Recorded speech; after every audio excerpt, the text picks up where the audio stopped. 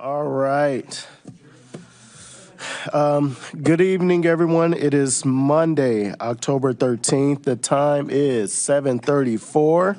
And I'd like to call this meeting to order for the Urbana City Council. Clerk, will you please call the roll? Councilmember Wu? Here. Councilmember Evans? Here. Councilmember Hersey? Councilmember Colasetti? Here. Councilmember Bishop? Councilmember Wilkin? Here. Councilmember Quisenberry? Here. Mayor Williams? Here. Thank you. All right. Next item, thank you, Clerk. Next item of business is approval of minutes from previous minutes, which there were none. So next, we will have additions to the agenda. Are there any additions or changes to the agenda? All right, that is awesome. Seeing none, we will move on. Now we will move on to public input. Is there anyone from the public wishing to provide public input at this time? All right, are there any written public inputs or anything received? All right, we're off to a good start, y'all. All right, we will move on. Next item is closed session to discuss collective bargaining negotiations, the appointment, employment, and compensation specific employees and property acquisitions pursuant to 5 ILCS 120-2C2. 5 ILCS 120-2C1 and 5 ILCS 120-2C5. Can I get a motion to enter into closed session?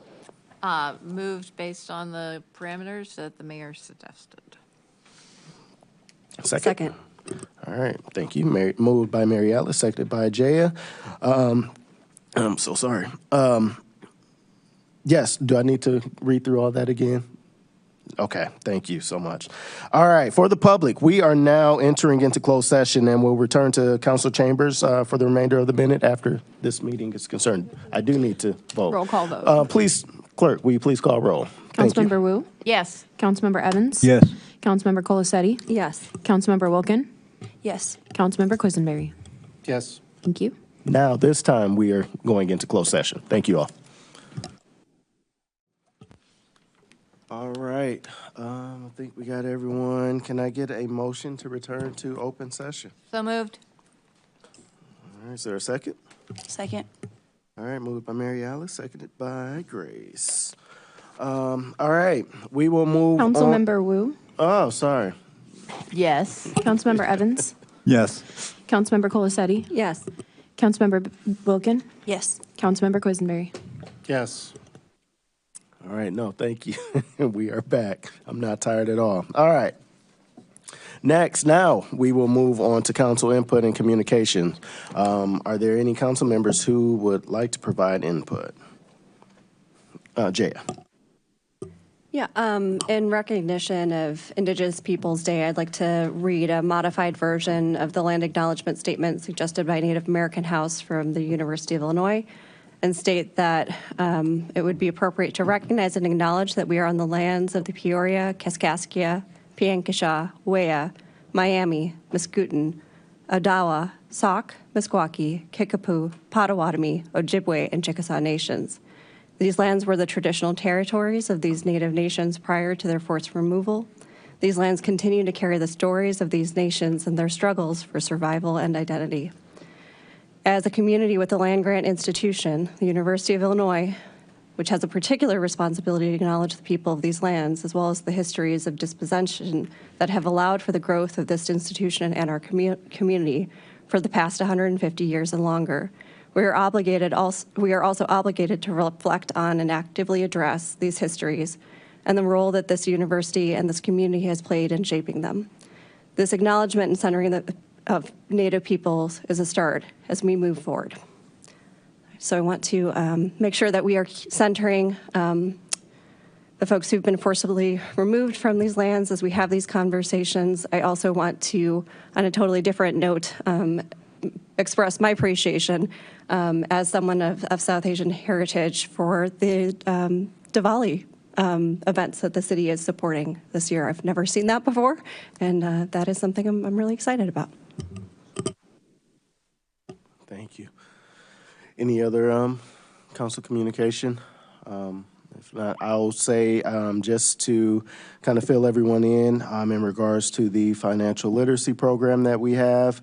Registration closed this past Friday. We have funny enough, 100 registrants of folks that signed up. 50 of those are from the ages 21 through 35. The other half is 37 through 61.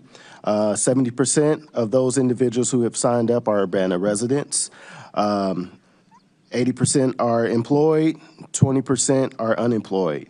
I personally think that those are, some great statistics. I am excited and looking forward to getting this started. The October 17th, we will have our initial kickoff, event where we will, essentially the program will kick off and launch. So thank you to everyone who shared the communication, and especially grateful to the participants as they are, taking that step into, the next phase of their financial journey.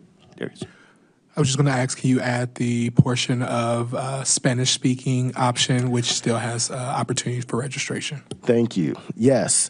So we have a Spanish version, a Spanish-speaking version that will essentially, it's remaining open until Wednesday, midnight. So, we had a lot of inquiries about that. So extremely excited to let folks know that we have that option as well. So, yes. Wednesday, midnight, you have until, that registration closes. So thank you. Thank you, Darius. All right. Is there any additional input, comment? Seeing none, we will move on. Next is reports of standing committee, which there are none. So we will. I am so sorry. All right. Y'all, I apologize. We will now move to unfinished business. Huh?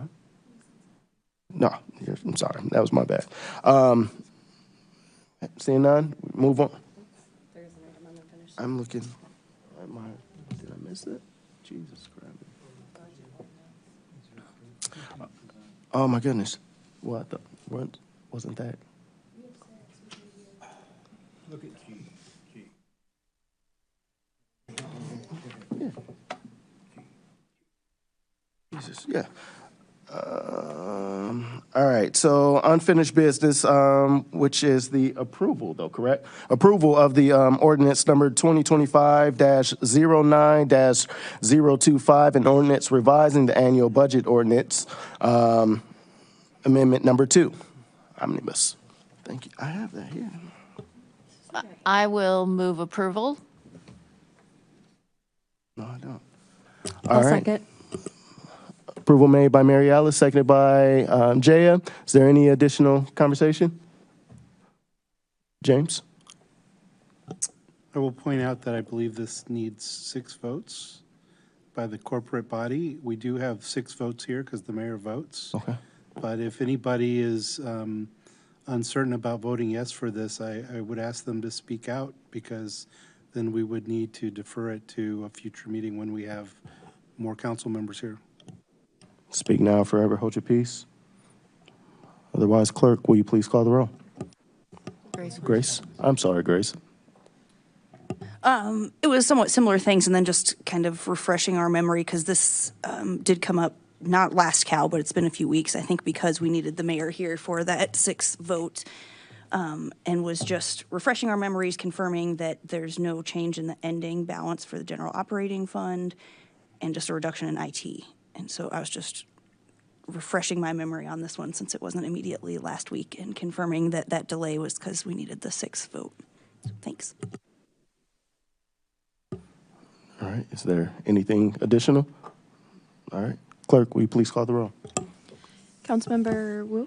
Yes. Councilmember Evans? Yes. Councilmember Colasetti? Yes. Councilmember Wilkin? Yes. Councilmember Quisenberry? Yes. Mayor Williams? Yes. Thank you. Thank you. I am so sorry about that, you all. Now, we will move to the committee of the whole. Mr. Evans, you have the floor. Thank you. On behalf of this committee of the whole, I'd like to move for for approval the following resolutions. Resolution number 2025-10-076R, a resolution approving and authorizing the execution of a community development block grant subrecipient agreement with the Champaign County Regional Planning Commission's to tenant-based rental assistance management for fiscal year 2026. I would also like to move resolution number 2025-10-077R, a resolution approving and authorizing the execution of an Urbana Home Consortium subrecipient agreement with the Champaign County Regional Planning Commission for tenant-based rental assistance for fiscal year 2026. And finally, resolution number 2025-10-078R, a resolution authorizing the execution of an intergovernmental agreement for rental assistance between the City of Urbana and Cunningham Township Supervisor's Office for FY26. I move all three of these resolutions for approval. Second. All right, motion made by Chris, seconded by Mary Alice. Is there any additional discussion? Motion with consent. No, there's no discussion here? Oh, my goodness, I am screwing up. All right. At this, clerk, will you please call the roll? At this point, would the clerk call the roll? Councilmember Wu, Yes. Councilmember Evans, Yes. Councilmember Colacetti, Yes. Councilmember Wilkin, Yes. Councilmember Quisenberry. Yes. All right, thank you, and that motion passes. All right, we will move on to the regular agenda with there being no regular agenda items. So we will now move on to special reports or reports of special committees, which there aren't any. So we will now move on to reports of officers, which it doesn't look like there are any. Next is new business, which there's no new business. All right, at this time, we will move on to, we have two mayoral appointments to the Urbana-Champaign Big Broadband Board, known as UCTB, for Mr. Thomas Webb, with a term ending June 30th, 2026, and Leon D. Wilson, with a term ending June 30th, 2026. Can I get a motion to approve these two appointments? I'll move approval. Second. Motion made by Mary Alice, seconded by Jaya. Any discussion? Grace? Just as usual, thank these two for their willingness to serve. And I'm not familiar with this big broadband board and didn't have a chance to look it up. I didn't know if anyone here has any information and if there's any other, yeah, I think that's it. Go for it. So it is a group that was formed from the incentive program under the Obama administration after the Great Recession. It was funding to increase internet access in all areas, particularly underrepresented groups, and it built a huge fiber ring in the Champaign-Urbana area that got transferred to this nonprofit that is called Big Broadband, and we have a seat. We have seats on that to advise it because we're one of the community groups that involved with it. The local group ITV3 is a commercial program that sells internet on that fiber ring, but there's also community access like the Urbana Free Library and the city and other groups get to benefit from that resource that was paid for when the federal government believed in funding things. All right, thank you. Mary Alice. I feel like I have to chime in a little bit because I was in on that original grant. James is smiling at me. I will tell you this, that James is absolutely right. The main purpose of that grant, we were the only community in the United States to get this grant for this purpose, which is the last mile, which means bringing internet into the home. We were it. We got over $22 million for it. So this just encourages, it furthers that vision of bringing internet access to people who it's not as easy for them to get. And that's what the board's about. Thank you. All right, seeing no further discussion. I'm sorry, I was Matt, gonna, sorry about I was that. going to tack on just a little bit because I also have history. I advised the UC2B Intergovernmental Consortium prior to it becoming this board when I was with the City of Champaign.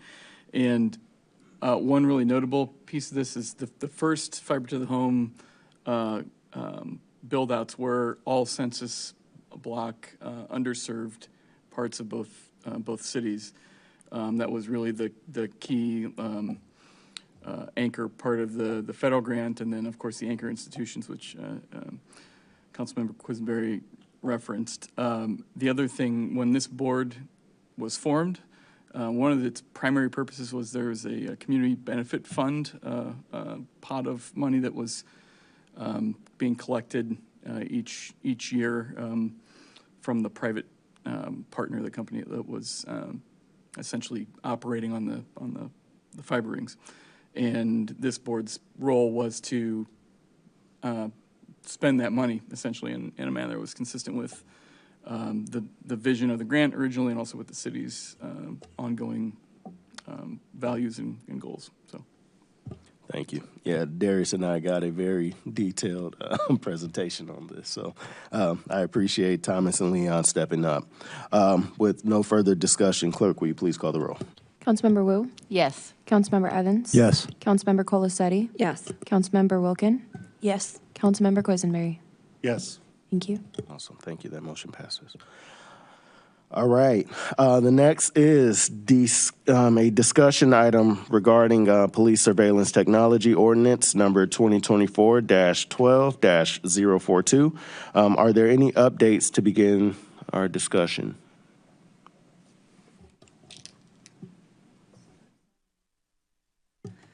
Grace? Yeah, I'm happy to kick us off unless exec has any wanted to start. So realizing that we're almost at 10 o'clock and had a lot of other meetings and topics tonight, so I would totally be down for a short discussion here tonight. What I was trying to simplify kind of like what are next steps. So I think just lay out here for you some that are already completed and some that we could still work towards. We've talked about some of the language updates, and I'm willing to take that on of like adding surveillance technologies and surveillance databases, and some of the things that we've considered when we talked on September 15th, exactly almost a month ago, and we went through together on the screen and we highlighted some things that we might want to revisit some of the language. So I think there's some of those language pieces throughout the ordinance that are still remaining. And then from the city, what I was thinking would be a nice to-do list is to compile the surveillance technologies and surveillance databases that might potentially be covered in an updated combined list that's movable, which is exactly what we've been provided. Tonight, it looks like this is the combined list of the two that we've received previously. So this is like the big master list that has everything, right? Yeah, thank you. Thank you, Darius and everyone else who put that together. And it looks like we also were emailed an Excel version too, so we have a way to move it around. So that's an awesome thing off of our checklist on the city end. So I think that's an important piece for us to kind of go through that list next and understand and ask questions about each specific technology. Other thing on the city end, maybe for attorney, for Matt, we had talked about defining emergency situations and that issue in city code versus state law and things. So that's something I was hoping we could put on to-do list on city or attorney end is look us up a better definition for emergency situations that we might want to also put in the city code. And then as far as council to-do list, I think that our next big to-do things would be define surveillance technologies and surveillance databases.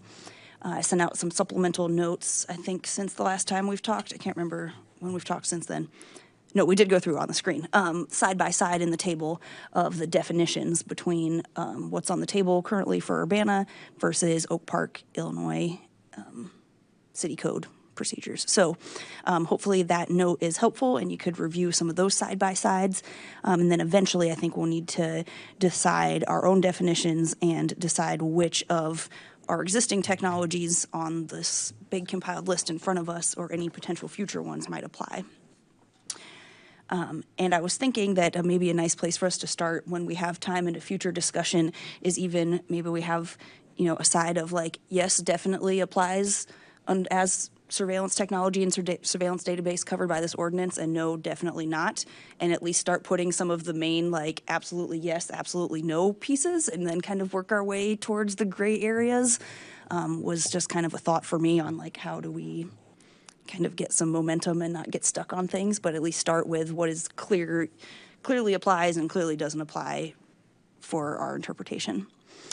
And then also if we wanted to consider private cameras is maybe a whole other can of worms that Oak Park has that we had not considered necessarily in this one, but might be something to consider that was kind of brought up in our past discussions.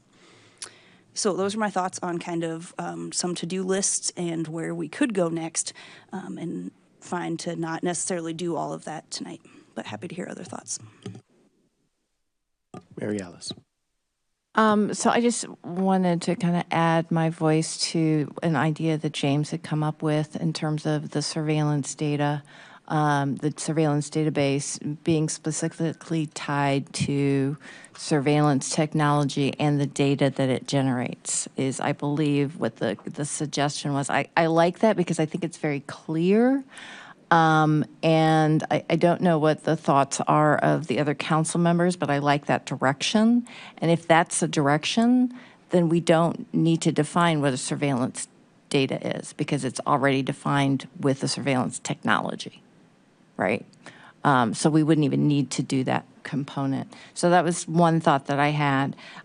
Then the second thing, and I know I've been an advocate for let's start with something, and there's other things that we might want to add on later. And so I feel a little bad suggesting this, but based on the earlier conversation that we had when Darius gave us the first run of all of the different items on the spreadsheet, and there were things like YouTube and Google, and I was like, but these are tools that everybody uses. I believe Jaya and Chris are like, yeah, but we still want to know that they're being used for these purposes. So my ask here is we probably need a section in here that says there are common tools that are used in every day. They don't need approval, but they need to be listed, and basically that. So I'm just going to throw that out there. There's two things I've been thinking about. Grace. Thank you. Yeah, which makes sense. And trying to go back to the database piece, because again, that's the current proposed existing definition of surveillance database is information collected from surveillance technology. Right. But so we don't have to find that, but then we still need to define what is surveillance technology and some of those in-betweens, right? Yes, my thought was that we just don't even define surveillance data because surveillance data is captured by surveillance technology. So we don't even need that definition in there, right? Cut that out. And then the real meat is what is surveillance technology. Yeah. Yeah. Okay, I see. Yep. Thank you. Yep, totally makes sense. And then, sorry, I had a thought on your second comment too, but then I lost it already. What was your second comment? It's good for transparency purposes to have a list of common websites, common tools that people use every day. But do we need to be approving the fact that the police department uses YouTube, for example? That was my question. Can we have like certain tools that we know that are just part of what people use every day now? And it's listed there so that it's known to the community what's being used, but it's not part of the approval process. James? I guess I'm a little bit curious now when thinking about it in those terms as to whether the city, the technology team or management has a acceptable use policy, and that would be a place where you might define the common tools that staff members of the city use and have it be declared, these are what they are. But I don't know if we have an acceptable use policy for our technology space. Jay. We have about 5 of those at the University of Illinois, by the way.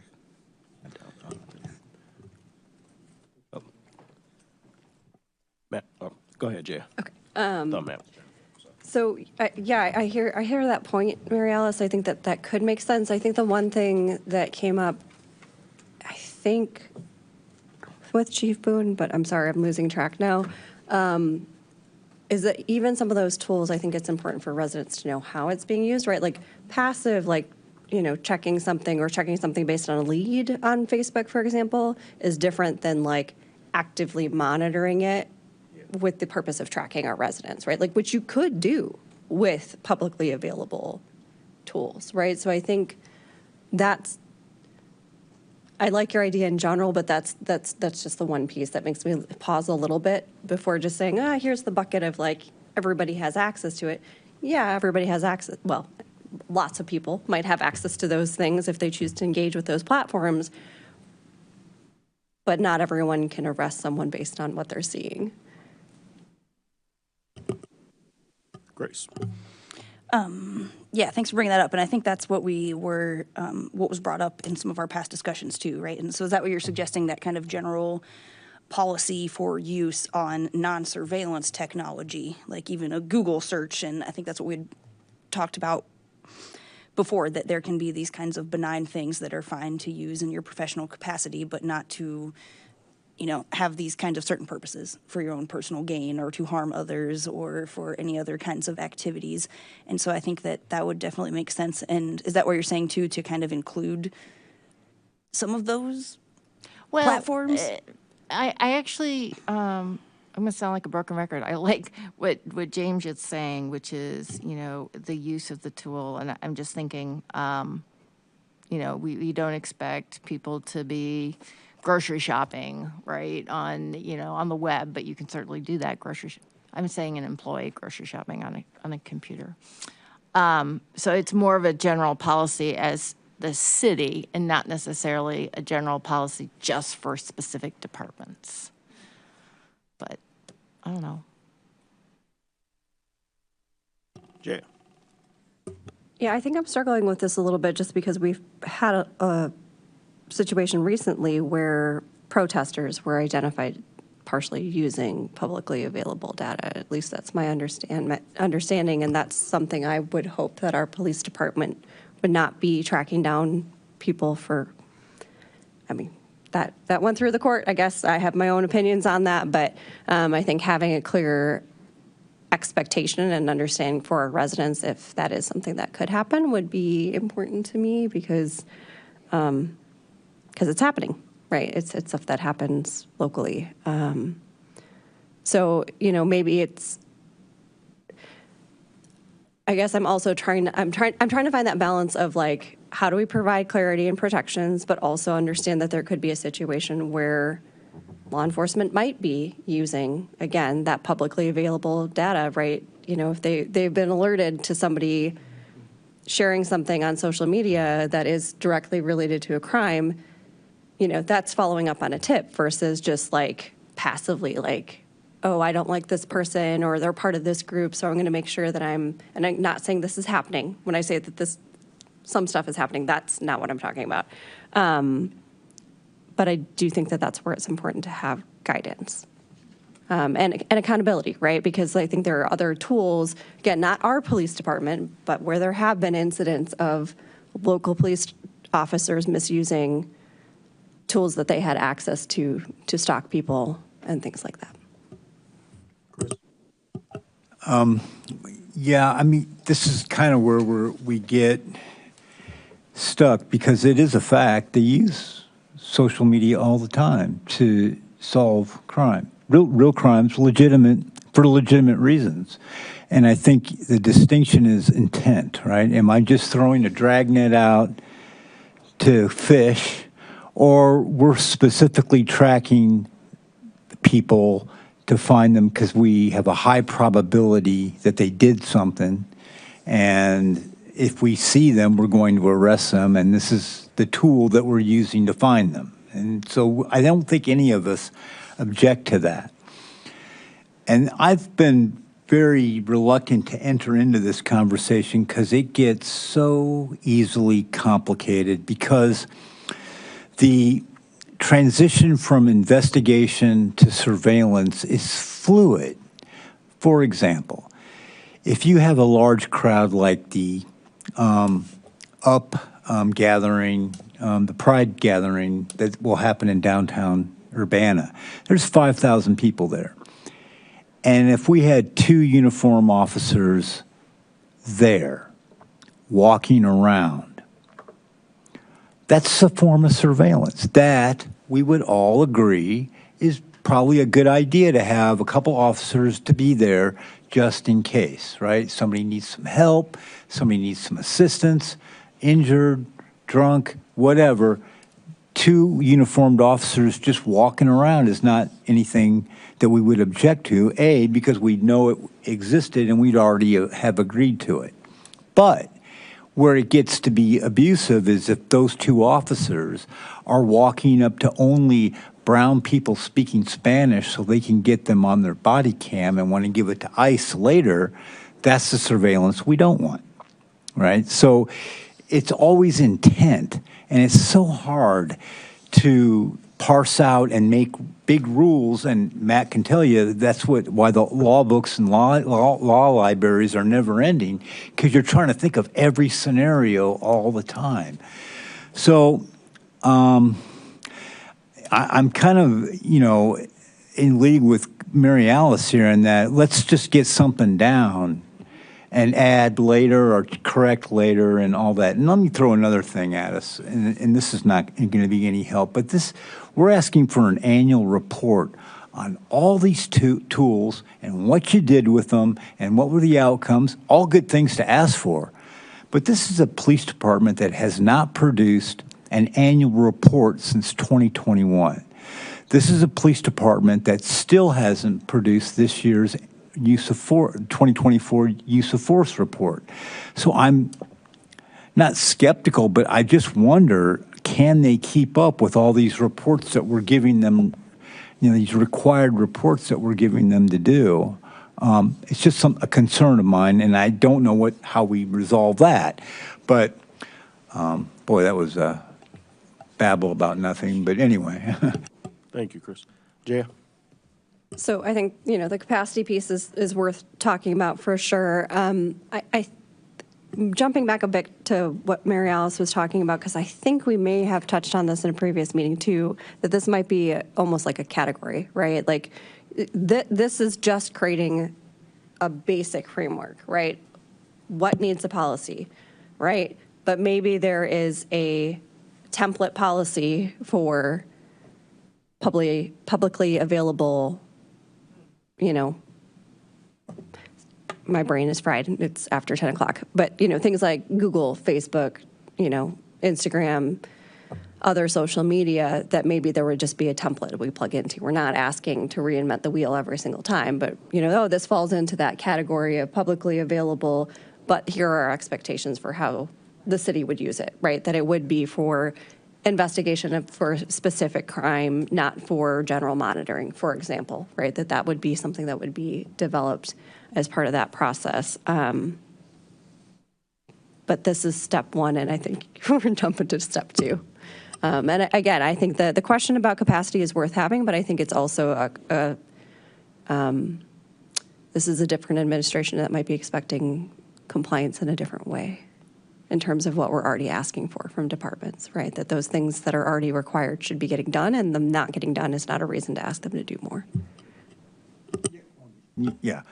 I just want to throw in, too, that, again, it's always back to intent. And what the department is worried about and what some of the public are worried about is that, are you going to, council, micromanage the department so much that you're going to make them have approval to use MedCAD, which they use almost by the minute? And again, it's back to intent, because the fact is that an Urbana police officer 20 years ago used MedCAD to hunt down a victim to rape them. So MedCAD can be abused, but that doesn't mean we're going to, call it a surveillance tool as some kind of, malevolent, bad tool that police use. They don't use it that way. It was one person that abused that tool. So I don't know how I don't think just because it's there doesn't always mean it's going to be used inappropriately. We just got to have the guidelines in place if it does, that's all. So the requested changes that we discussed, are we bringing those changes, updated changes back to conversation then, or discussion for next meeting, or Grace? I mean, this is all discussion, so I think we can continue it. I think we have good thoughts, next steps. Did you track this enough, Grace, to kind of give us a 1, 2, 3 list of where we're going? Generally? No? Okay. Not really, no. I mean, I don't think I can go, word for word. I'll come back and hear the words typed up. I think this was all pretty subjective, higher level stuff that, no, I'm not going to have in a written up presentation No, by the okay. next time by any means, yeah. But what I'm asking generally, and what the mayor just asked is, do we have our next steps kind of figured out a little bit? I think. Go ahead, Yeah, Janet. if I may, I think that what Grace described at the beginning of this conversation gave next steps for city staff and for council, and I think that to me seems reasonable. I think the additional discussion tonight, I think, maybe recenters some pieces and also gives us a space to kind of think about, what do we need to clarify, right? That not all tools are created equally, right? And so we may need to make sure that we're incorporating that into the language. I guess I just want to remind everyone that this is not where we create the policies, right? The use policies. This is let's create general guidance of what needs a policy, right? So, just encouraging us not to get too far down that rabbit hole. And if we need to think about maybe a little bit longer time frame to make it feasible, right, for city staff, I think that's a conversation we certainly can have. Or what do we prioritize? Maybe that's, when we're looking at this list, what are the priorities for making sure that we have lists? So kind of going back to Grace's point of, yes, this definitely needs a policy, let's get moving on that, to, we can just check these off the list and say these fall into this other bucket that doesn't need a policy. And then there's the maybes or the ones that need like this is standardly available, but here are our expectations for how city staff would use it. So I think kind of using that different bucketing approach as we review these items. And again, keeping in mind, to some of the points that I brought up, we're not going to catch everything. Some of this is about setting general expectations. We don't have to reinvent the wheel. Other cities have already done this. Grace and community members have done a ton of research around this, and I think we're getting close. So I think if we just, and for those of us whose brains are fried, we have the benefit of this being recorded, so we can all go back and revisit it. We don't have to ask Grace to do that for us. Cool. Anyone else? Grace? Yeah, appreciate the discussion and look forward to continuing. I will just say a quick thought and a question. I understand kind of taking some steps, but I think we've seen some examples where we've passed something in a pretty compromised way and with the intention of coming back and beefing it up, and that hasn't happened, like CPRB stuff with tasers and the side letter that's still there that sets a precedent for a long time down the road. I think our relocation ordinance, and there's been a lot of times where it's something new and we water it down to not make too many waves in the beginning with the thought that we're going to come back and improve it. And happy to hear of examples when that has happened, but I've only heard of mostly examples where that doesn't happen. So that's why I'm cautious and would really like to try and pass the most complete, best version that we can the first time around. And then my question was if we could have any follow-up information from city as far as existing policies for publicly available technology and that kind of use. That might give us a discussion piece to start.